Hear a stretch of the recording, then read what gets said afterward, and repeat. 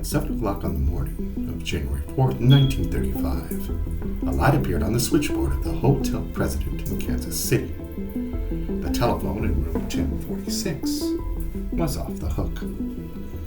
A bellman was sent upstairs. He found a "Do Not Disturb" sign hanging from the door and knocked. From somewhere inside the darkened room, a man's voice answered, "Come in." But when the bellman tried the handle, the door was locked. He called through the door and told the guest to replace the telephone receiver. Then he walked away. No one understood that something terrible may have already happened behind that door. A few hours later, another employee entered the room and found a man lying motionless on the bed. The curtains were closed, the lights were off. What appeared to be a dark stain covered part of the bedding. Believing the guest was drunk, the employee replaced the telephone and left. Shortly after 11 that morning, the telephone came off the hook again. The first bellman returned. This time, when the door opened, he saw blood on the walls, blood on the bed, and blood inside the bathroom.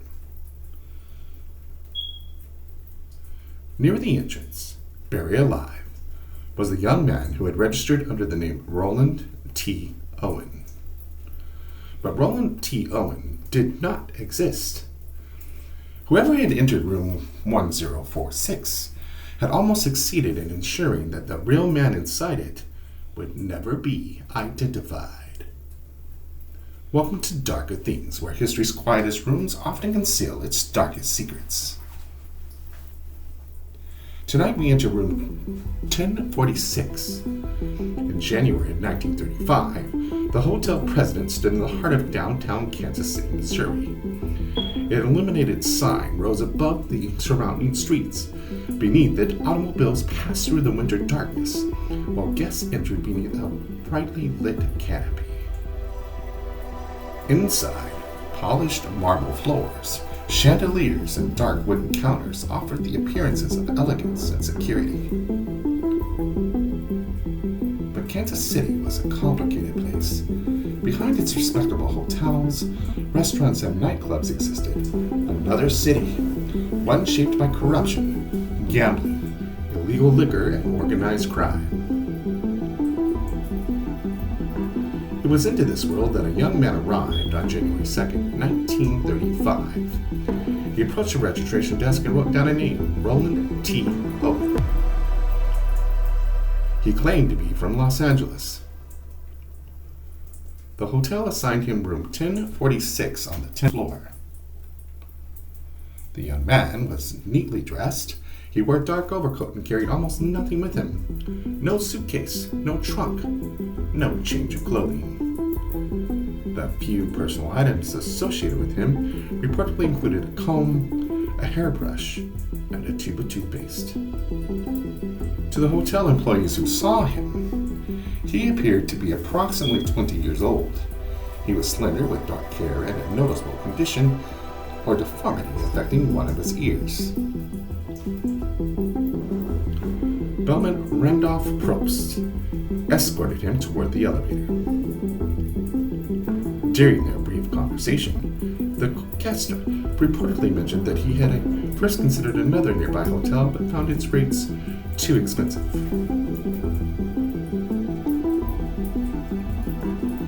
There was nothing openly threatening about him, nothing that immediately suggested he was in danger. But one detail was unusual. He requested an interior room. Instead of looking out over the streets, he wanted a room that faced the enclosed courtyard of the hotel. It offered less of a view, but it also offered greater privacy. Room 1046 was modest. It contained a bed, a writing desk, a telephone, a bathroom, and heavy curtains covering the window. Randolph opened the room, showed the guest inside, and left him alone.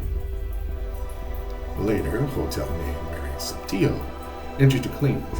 She found the curtains closed and the room in near darkness. Roland sat quietly inside. He appeared nervous or preoccupied. Mary began her work, but the young man made an unusual request. He asked her to leave the door unlocked. He said that a friend would be arriving shortly. Mary left the room as requested. When she returned later, she reportedly found that the door had been locked from the outside. Using her passkey, she entered. Roland was inside the room. If the door had truly been locked from the corridor, someone else may have left him there, or someone may have wanted hotel employees to believe that Roland was alone. Mary noticed a note on the desk. It was addressed to someone named Dawn. The message was brief. Dawn, I'll be back in 15 minutes. Wait. The identity of Dawn has never been conclusively established, but the name would return again. Later, Mary returned with fresh towels. According to her accounts of the testimony, she heard Roland speaking on the telephone. His words appeared to be directed toward the same person. No, Dawn, I don't want to eat. I'm not hungry. I just had breakfast. The conversation sounded ordinary, but its tone suggested that Roland was not entirely at ease. Mary left him alone again. At some point, she heard more than one male voice coming from inside the room, 246. The second voice was described as a rougher or deeper than Roland's. Whoever the visitor was, Roland may have been expecting him. He had asked for the door to remain unlocked. He had written a note addressed to Dawn. Now another man appeared to be inside the room. Nothing about the encounter was reported to hotel security. Not yet. That evening, another guest on the 10th floor encountered a woman walking through the corridor. She appeared to be searching for a particular room. The guest reportedly offered assistance. The woman answered that she was looking for room 1026. Different retellings of the case have changed or confused the room number, and it remains uncertain whether the woman had any actual connection to Roland Owen. Elsewhere on the floor, a gathering or party may have been taking place. Guests moved through the corridors. Doors opened and closed. Voices passed through the walls. In that environment, a stranger could enter the hotel, travel upstairs, and disappear into one of the rooms without attracting too much attention. A woman staying nearby later reported hearing loud voices during the night. She recalled what sounded like an argument between men, and later a disturbing cry.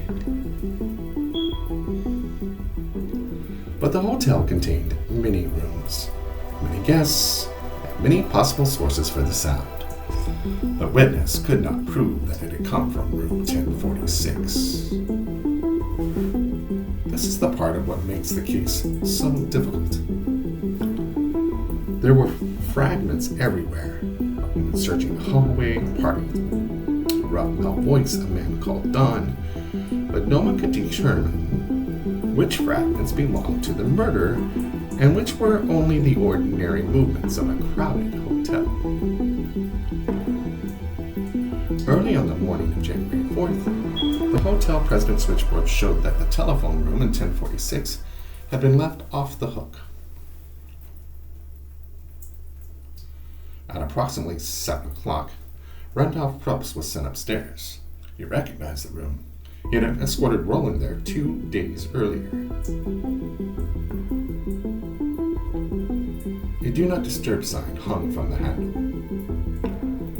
Randolph knocked. There was no immediate response. Then a muffled male voice told him to come inside and turn on the lights. Randolph tried the door. It would not open. It was locked from within. Assuming the guest was intoxicated or half asleep, Randolph called through the door. He told the man that his telephone was off the hook. Then he returned downstairs. Approximately an hour and a half later, the telephone remained disconnected. Another hotel employee was sent to the room.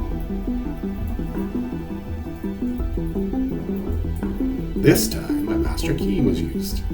The curtains inside were closed. The room was almost completely dark. On the bed lay the figure of a man. He appeared to be unclothed. The telephone and its stand had been knocked to the floor.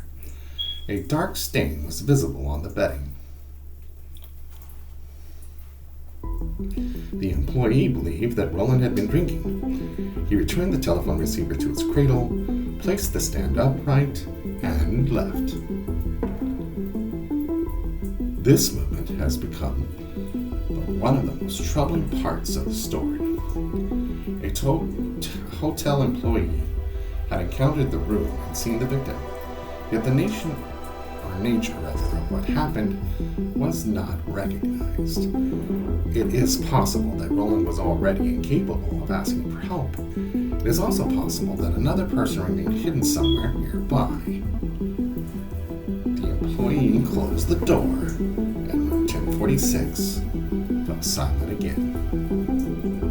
At approximately 11 o'clock in the morning, the telephone in room 1046 came off the hook for a third time. Randolph Probst was sent back upstairs. This time, the door could be opened. What he saw inside was unmistakable. Blood marked the walls, it covered part of the bed, there was blood inside the bathroom. Roland was near the entrance, down on his knees and elbows, holding his head in his hands. He had been severely beaten. He had also suffered stab wounds and injuries consistent with strangulation. A cord had repeatedly been used to bind him. The room was in disorder, yet some of the objects that might normally have identified the guest were missing. There was no suitcase, no wallet, no document offering reliable identity, no letter explaining why he had come, no clear evidence identifying the person who had attacked him. Randolph fled downstairs and raised the alarm.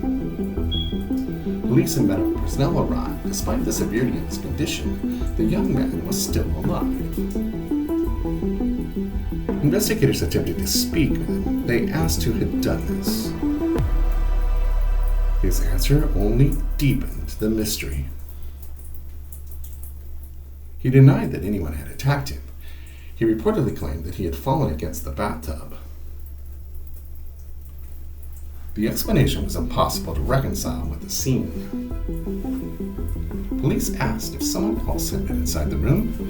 The injured man offered no useful name. At one point, he appeared to say that no one had hurt him. He had simply fallen. Whether he was confused, frightened, protecting someone, or physically incapable of explaining the truth remains unknown. He was transported to Kansas City General Hospital. He never provided investigators with the identity of his attacker. Shortly after midnight on January 5th, 1935, the man known as Roland T. Owen died. The death was ruled a homicide. Investigation now faced two mysteries. Who had killed the man in room 1046? And who was the victim? The address he had provided in Los Angeles led nowhere. Authorities there could find no Roland T. Owen matching the information in the hotel registry. Police circulated descriptions, photographs, and fingerprints. Newspapers published the face of the unidentified victim. Members of the public came forward. With possible names, some believed they had seen him elsewhere in Kansas City. Employees in another hotel recalled a similar young man who may have used yet another false identity, Eugene K. Scott. That name also led nowhere. A wrestling promoter thought the victim resembled a man who had called himself Cecil Warner. The lead also failed. At one point, a family believed they recognized the body as a missing relative. The resemblance was convincing, but the missing man was later proven to have died years earlier. Every promising identification seemed to dissolve. The dead man remained in the care of the Kansas City funeral home while police waited for someone to claim him. Weeks passed. No family arrived, no friend admitted knowing him. Roland T. Owen appeared to have lived only long enough to sign the hotel register and die inside room 1046. As arrangements were being considered for the unidentified man's burial, an anonymous caller contacted the funeral home. The caller asked that the burial be delayed. He claimed that money would be provided. According to one widely repeated account, the caller suggested that the dead man had been involved with a woman and had been punished for betraying her. Some versions attribute a threatening statement to the caller, but the exact wording differs between retellings and should not be treated as a complete confession. What is certain is that money was eventually sent to help cover the burial.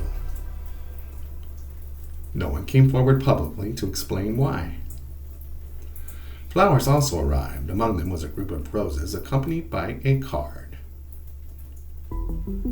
The message read, "Love forever, Louise." No Louise was ever conclusively identified. She may have known the victim. She may have been involved in the events that brought him to Kansas City. Or the name may have been another false identity. The unidentified man was buried in Kansas City under the temporary name surrounding him, Roland T. Owen. But somewhere in Alabama, a mother was still waiting for letters from her son. The young man's real name was Artemus Ogletree. He was 19 years old and came from Alabama. Artemus had left home to travel. His mother, Ruby Ogletree, expected him to remain in contact. For a time, letters arrived. Eventually, something changed. The handwriting disappeared. Later communications were typewritten. The letters claimed that Artemus was traveling abroad or continuing his adventures. Ruby reportedly received explanations suggesting that he was unable to write by hand. The messages may have reassured the family temporarily, but Artemus was already dead. Someone appeared to be maintaining the illusion that he was still alive. But why? Perhaps the writer wanted to delay a missing person report. Perhaps the letters were intended to prevent Ruby from searching for her son. Or perhaps they were part of a greater deception that began before Artemus ever entered the hotel president. More than a year after the murder, Ruby encountered a published account of the unidentified man from room 1046. She recognized the face. The false name Roland T. Owen disappeared. The dead man finally became Artemus Ogletree again. But identifying him did not identify his killer. Instead, it created even more questions. Why had Artemus traveled to Kansas City? Why had he used a false name? Who had sent the letters after his death? Who paid for his burial? Who was Louise? And who was Dawn? Investigators eventually focused attention on a man named Don Kelso. The name was significant because Mary had seen a note addressed to Don and had heard Artemus use that name during a telephone conversation. Kelso was reportedly questioned but denied any meaningful involvement. Later, his name became connected to another victim and another violent Kansas City death, increasing suspicion around him. But suspicion is not proof. No surviving evidence conclusively establishes that Don Kelso was the man who heard inside room 1046. Nor does it prove that he attacked Artemus. There may have been more than one Don. The name might have been false. The unidentified male voice heard by Mary could have belonged to someone else entirely. Police continued reviewing the Ogletree case for years. Documents indicate that leads were still being considered well beyond 1935. Yet, no arrest was ever made. No one was charged. The room had contained a dying victim, evidence of a prolonged attack, and possible signs of several visitors. But the killer or killers walked out of the hotel president unnoticed. There are several broad possibilities. The first is that Artemus arranged a meeting that turned violent. His request that the door remain unlocked suggests that he expected someone. The note to Don reinforces that possibility. If Artemus willingly admitted his visitor, there may have been no forced entry because none was necessary. The second possibility is that Artemus was being controlled or threatened. His false identity, lack of luggage, and nervous behavior could suggest that he was in hiding. The locked door and his refusal to identify his attacker may indicate fear extending beyond the assault itself. He may have believed that naming the person responsible would endanger someone else. Or it may have feared that the attacker would return. A third possibility is that the motive involved a personal relationship. The funeral call and flowers signed by Louise have encouraged theories involving jealousy, betrayal, or revenge. But those communications could also have been deliberate misdirection. The people responsible for the murder may have created a dramatic romantic story because they knew police would follow it. There are also theories involving gambling, criminal activity, blackmail, or an encounter in Kansas City's nightlife. None has been proven. There's another uncomfortable possibility. The essential reason for Artemis's death may have been known only to people whose names never entered the case file. The police understood what happened inside the room. A young man had been bound, beaten, stabbed, and strangled. What they never discovered was the story that began before he reached the hotel. Without that story, the evidence inside room 1046 was only the final chapter of a book whose earlier pages had been removed. The hotel president still stands in Kansas City. Its rooms have been renovated, its corridors have changed. Countless guests have passed through its doors since January 1935. But the story of room 1046 remains. A young man arrived carrying almost nothing. He signed a name that was not his own. He waited in darkness for someone called Don. He was visited by a person or perhaps several people whose identities were never established. When help finally reached him, he refused or was unable to say who had done this to him. For more than a year, his mother believed he might still be traveling. Someone sent letters to preserve that belief. Someone paid for his burial. Someone sent roses in the name of Louise. Someone left the hotel president knowing exactly what happened behind the door of room 1046. Artemus Ogletree was eventually given back his name. But the truth about his final hours remains locked inside that room. What do you believe brought Artemus Ogletree to Kansas City?